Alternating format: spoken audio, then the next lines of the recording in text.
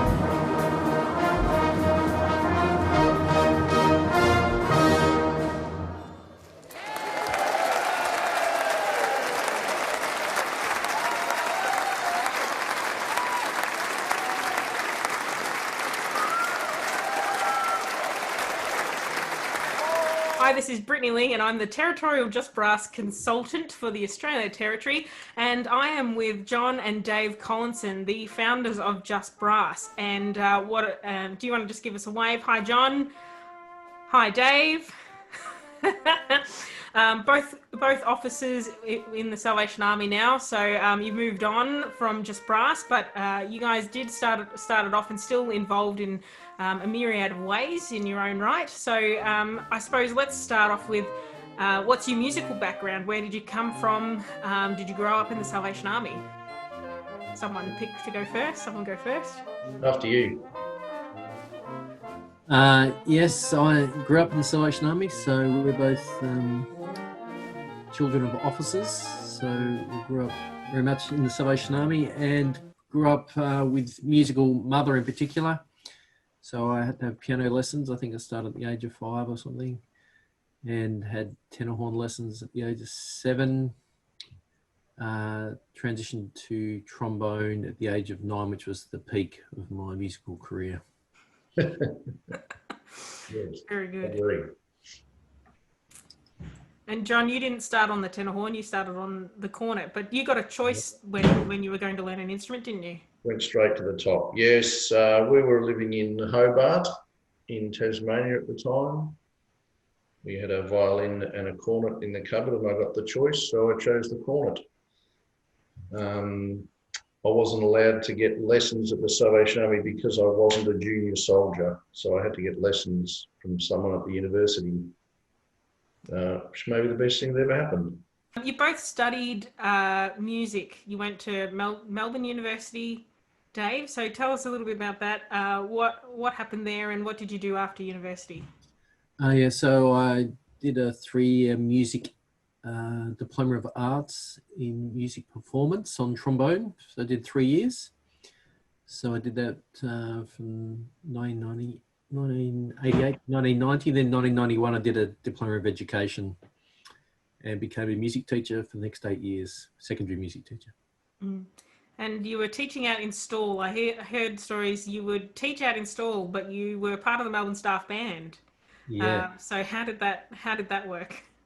Yeah, so they used to give me last period off on Wednesday, so I could leave Stawell at 2:45. And I'd drive straight into 69 Burke Street and arrive by 6:15 p.m. for a strict start, which went for 3¼ hours. Band practice back then, 6:15 to 9:30 under Colin Woods, and then drive home again, get back by about sort of 1 a.m. There you go. John, your career after studying or after university, where did that take you? Oh, a few places. Well, I did some teaching straight after, well, while I was still at university, actually, I was teaching at Eltham High School with a young director of music out there by the name of Ken Waterworth. And I was teaching trumpet there when I was about second or third year at uni, so I was about 18, 19 teaching out there. Did various things after that. Played for the opera and the ballet and those sort of things part-time, and then I played for shows like Les Mis and Phantom of the Opera and things like that. And then I did 6 years in the Air Force Band as well, out of Laverton just outside of Melbourne. So yeah, that's a variety of musical experiences I had after university. All right, so tell me about the start of Just Brass. You were both at the South Barwon Corps at the time. So tell me about what were your roles there, what was going on in the Corps, and where did the idea for Just Brass start? Yeah, so I was the corps officer with Kylie, and John was the bandmaster, or soon to be bandmaster at that stage. He was helping Warren Hutchinson, I think, with the band. And probably my background, my 8 years as a music teacher, I was in, so I conducted and ran band programs, so I had numerous bands.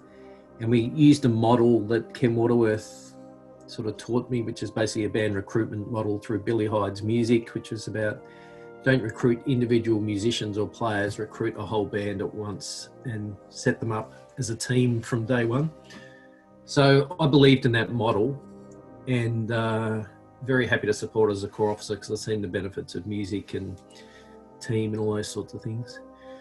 And we had obviously a great group of sort of older bandsmen, a lot of them who had time and energy to put into something such as this. I think we had 30 to 40 instruments out in the back cupboards that weren't being used. And we had time and space, you know, in the core program and the space in the hall and all those sorts of things. So there was really the right sort of people at the right time. And I think we had the energy and time to do it and the expertise. I remember we put a general advert out for, I think we call it the community music program. Yeah. So it's really an after-school program. I think we advertised basically there was a fairly big mainly music program at South Barwon at the time. We advertised sort of into those families and anyone else directly that we could. But I was also doing a bit of voluntary teaching at Whittington Primary School where my wife was a social worker. So pretty quickly became attached to that school. And I chased down some funding through an organisation so I could actually sort of formalise the teaching aspect of it there, and it really sort of attached itself to that particular school and other kids. You know, it was siblings of kids, like I said, in mainly music and things like that.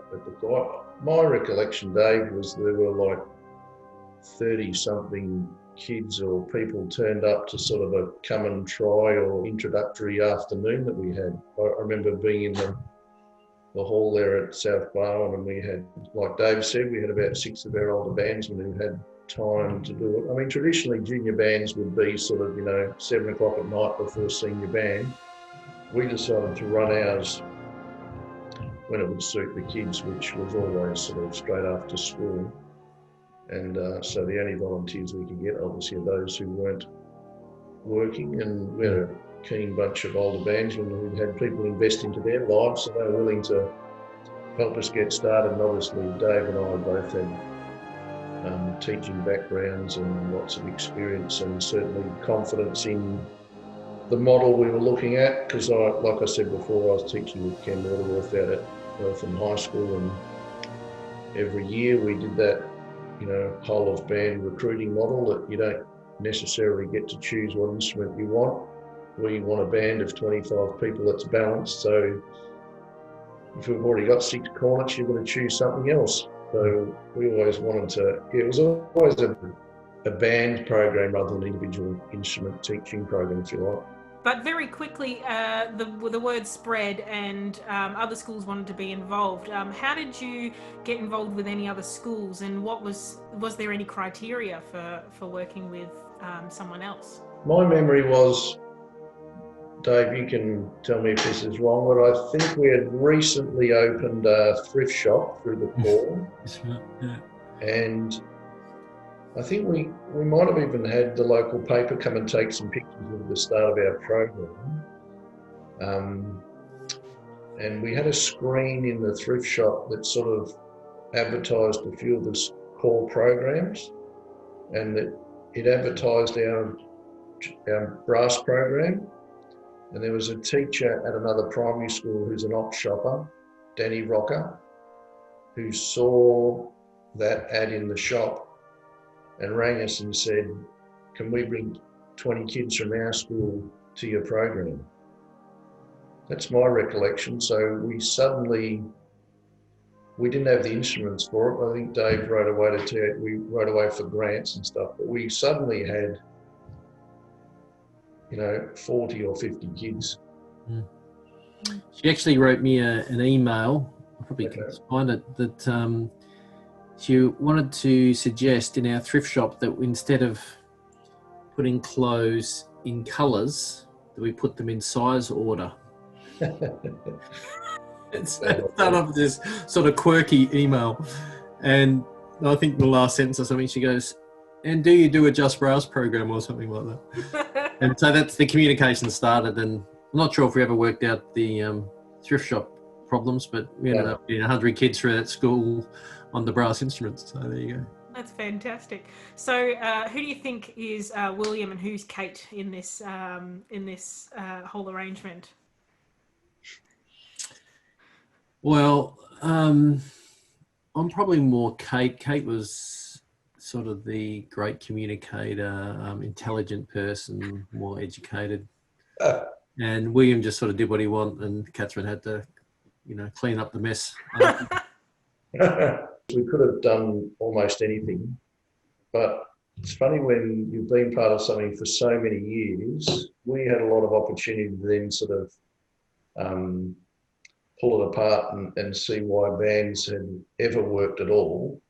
And there's such a simple model. If we, some people think, well, let's be more contemporary and run a, like we did at Eltham High School, a wind band program. But you need so many more specialists, someone who can teach the flute and the clarinet and brass and percussion. And, the brass band model is a very, very simple model. It's a great team teaching model. And ultimately, the program was not about seeing how many brass players we could produce. It was about changing kids' lives and how we could invest into them, get them involved, how they could develop. So it was, a lot of it was about team. It's definitely a band program rather than a music teaching program. Why didn't we teach piano and guitar and everything else? Well, you'd have to run a performing arts school to be able to teach across 20 different instruments. And the Salvation Army's got tons of brass music. It's got tons of brass players. We had brass instruments. If a consultant came from outside the organisation and we were looking at starting a kids program to kind of develop kids, they'd probably say, well, what expertise have you got? Start with what you've got. So we went with what we had. I still got on my phone, I think, where we did the Christmas gift. We took a whole busload down. I'm pretty sure it was 2012 Christmas. And that was the first time it sort of went big because it sort of got national exposure. And of all the items, I think Sylvie Palladino and everyone was on that afternoon, that night. But it was the Just Brass that, you know, the crowd actually went berserk just because there's 50 kids up there playing Jingle Bells or whatever it was, you know, with the staff band accompanying them. I still remember that, sitting in the front row and just the reception from the crowds, but then also the looks for these kids, you know, who'd never even get to go in a concert hall, let alone play. And it was just, I think, huge for them and just, you know, life-changing in a way for some of those kids. A few different highlights for me. I still remember, you know, in terms of changing a kid's kind of perspective of themselves, I still remember being with Melinda, who was part of our beginner band program at South Barwon, and we had a boy come in, brought in by his grandparents, and he was incredibly shy, and he certainly wouldn't speak, and then he wouldn't really participate much, but he kept turning up. But I do remember the week that, because we were playing, I think we used to play Good King Wenceslas, and the kids, everyone had to have a go at playing the solo when you pointed at them. We'd go around the group and everyone had a go. This boy would never, ever play by himself. But I remember the day he did, and his grandparents were there watching as well, and they were in tears, and Melinda was in tears. This kid had just, it was like a significant moment for him that he was ready to have a go at this, to try something. So his confidence had just grown enormously. And when he did, of course, all the kids went berserk as well. So I think there's moments like that in a kid's life that are significant, and that was one that sort of Melinda and I had shared in, and just sort of looked at each other and thought, you know, this is, you know, you can do all the big concerts and stuff, but even the smallest moment can be life-changing for a kid. But I suppose the other thing for me is kids were progressing from the beginner band into the junior band into our youth band. And then at South Barwon, we started a group called Future Leaders, and we had 6 kids in that. I formed a little sextet out of, and we did a long weekend up to Orange and Wodonga, yes, on the way through. Yep. Took those kids, you know, and they were doing demos for kids in primary school, and then we took part in the Sunday meetings up at Orange, and they were sort of tutoring other little kids. And so the model I saw then, this whole model I suppose that I'd grown up in, where there were, you know, you'd gone from being a beginner at 8 like Dave and I were, to being kids who were 16, 15, 16 who were investing into other kids' lives, and then going on to be adults and leaders in the program themselves. So it was kind of at that point I'd seen, you know, they're kids that had been with us for 6, 8 years.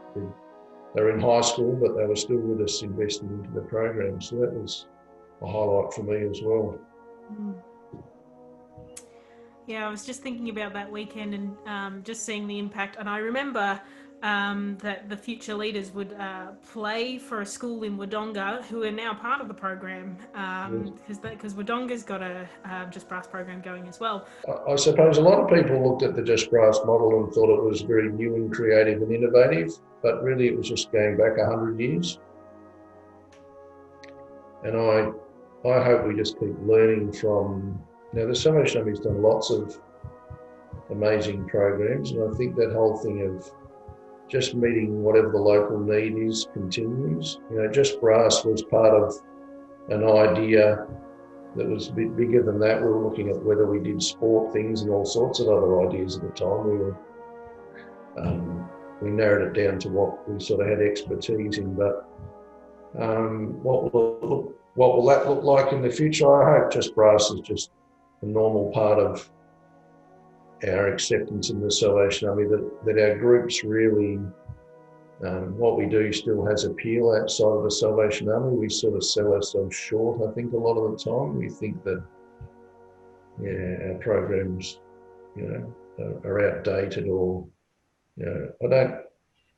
I think still caring about people and meeting human need is just an ongoing thing that is transformational for our communities. And I also think it certainly changed the South Barwon core, because it gave us in the core and members of the band and others in the core a sense that, there was a mission they could get involved in, and that the Salvation Army still had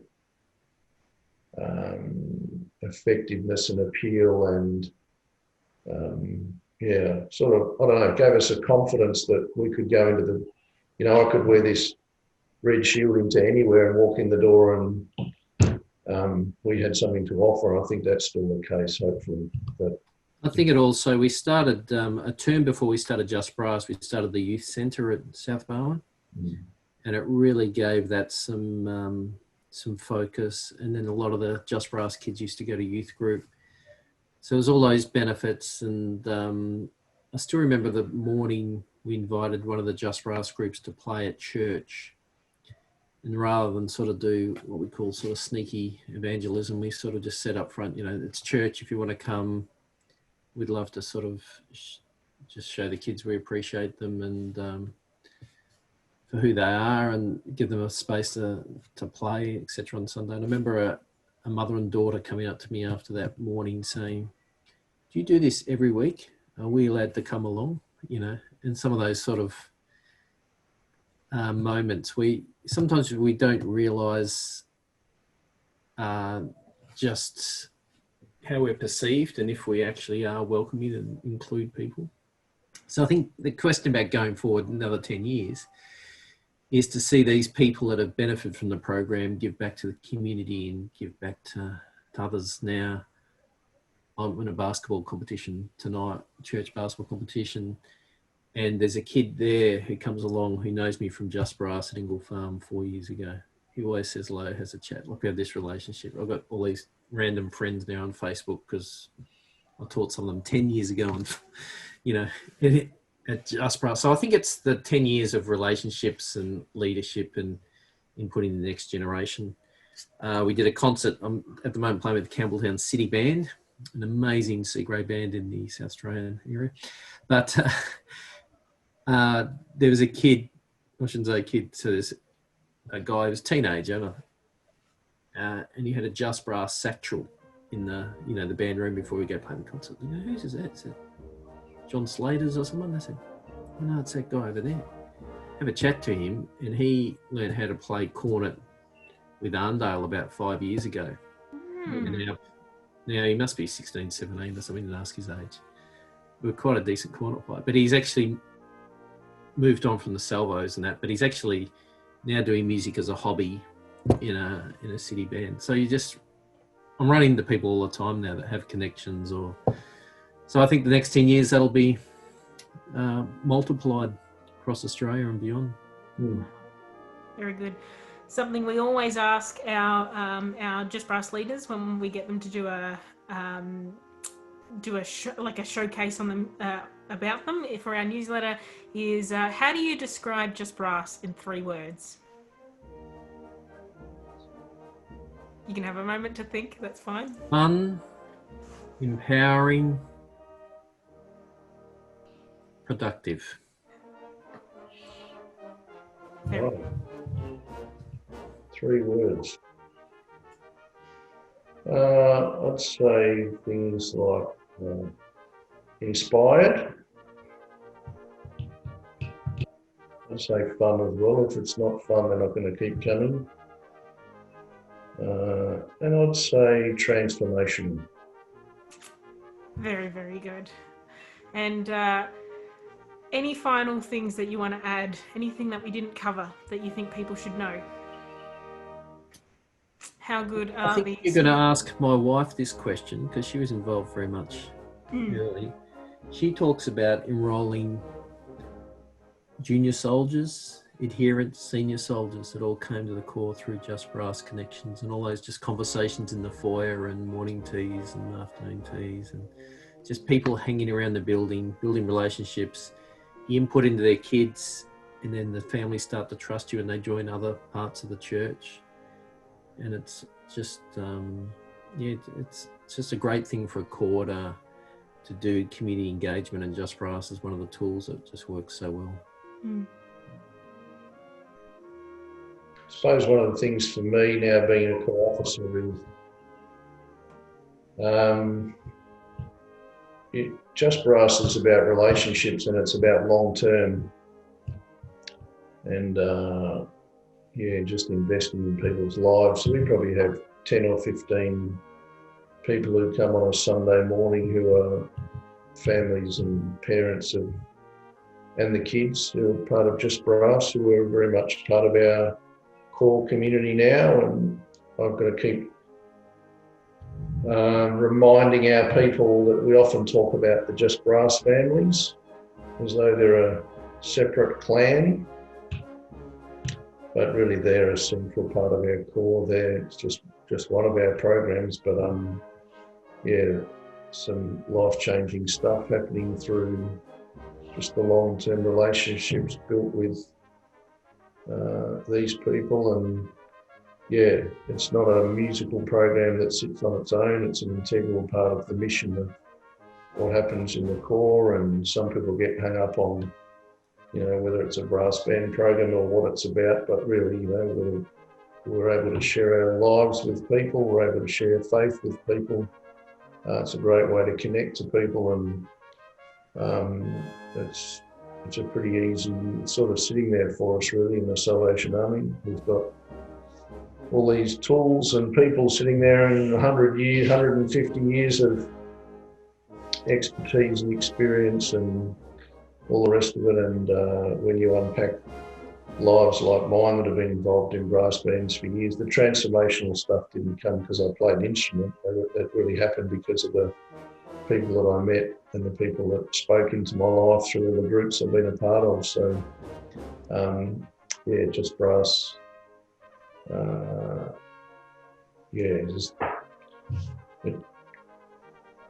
it's certainly impacted the core that I'm at now. And, I've got 70 kids involved here now and their families, and it's an integral part of what we do, and it was a very easy part of what we do. Very good. I will say that on a personal level, because I came into the program early on, but definitely not at the beginning. It was 2013 that I came to South Barwon, and I had no idea what I was in for. I remember John sent me an email. Part of it was, we have this program going on a Thursday afternoon, come down and check it out. And basically, very shortly after that, I moved to Geelong to be part of the program and to start teaching. Did you get free dinner at our house every Thursday night? Every Thursday night, and I miss them a lot, Dave. I have not eaten as well since, I don't think. Highly cooked, that's it, yeah. But even that first time I came in, and I came into the junior band which Dave was taking, and he goes, "Brittany's now going to take us through this piece." And I was like, I have no idea what's going on. But you, through that gentle kind of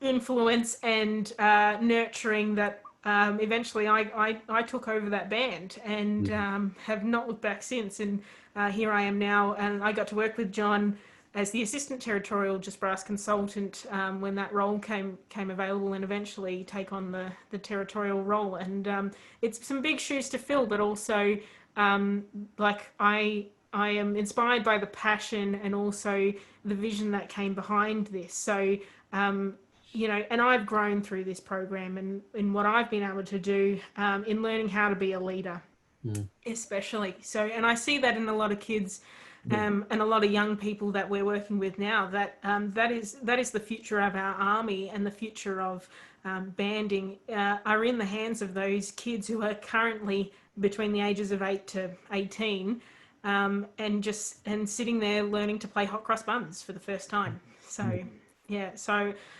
So on behalf of myself and everybody else, I want to say thank you to you guys. There was obviously some inspiration. God had his hands in this.